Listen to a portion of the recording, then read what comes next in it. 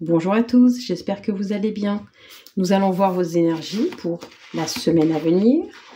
Je regarde avec l'Answers Book, voir un petit peu la direction de cette semaine. Alors, on te demande de rester focalisé sur une chose à la fois. Garde ta motivation sans trop te disperser. Ok, alors ça peut être peut-être dans le cadre du travail notamment. N'hésitez pas à me dire comment ça résonne chez vous. Et puis on va aller voir avec l'oracle de la triade. Ok, est-ce qu'il y a un petit peu plus de détails. Moi j'entends voilà, il faut souffler, lâcher prise. Hein. Parce qu'effectivement, je pense que au travail notamment, j'ai la sensation que vous avez vraiment tout donné et que là vous êtes complètement épuisé.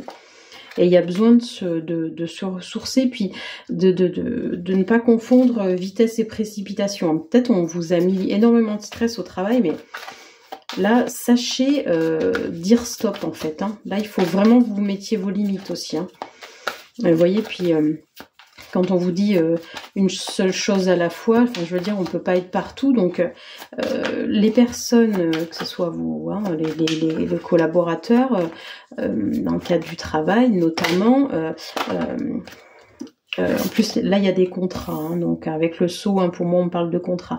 Donc, effectivement, il peut y avoir énormément de contrats dans le cadre de votre travail. Les choses évoluent énormément. Oh là là, splendide. On a les cartes de l'énergie et de la lumière. Donc, sincèrement, là, pour moi, c'est un travail qui prend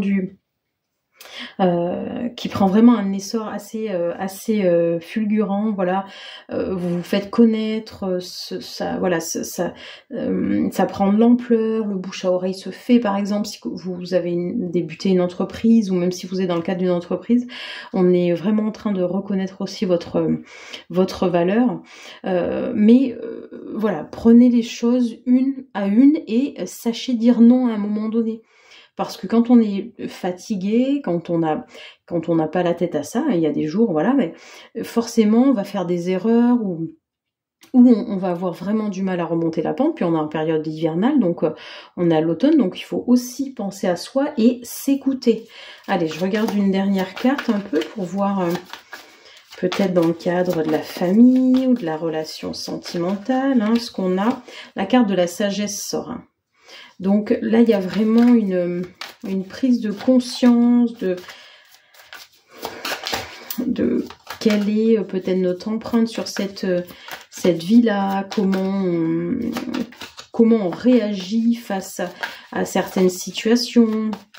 Et voilà, généralement, je pense que vous êtes des personnes, hein, alors attention, encore une fois, c'est un tirage général, hein, donc il ne peut pas convenir à tout le monde, mais des personnes qui vont être assez soucieuses de l'autre, etc. Et souvent on s'oublie. Donc vraiment on a tendance à penser aux autres avant nous-mêmes, mais ça c'est à notre détriment. Donc on doit s'écouter, parce que jusqu'à présent je pense que les émotions étaient difficilement bien gérées. Alors on parle de la femme aussi, hein, ça peut être votre conjoint, votre conjointe.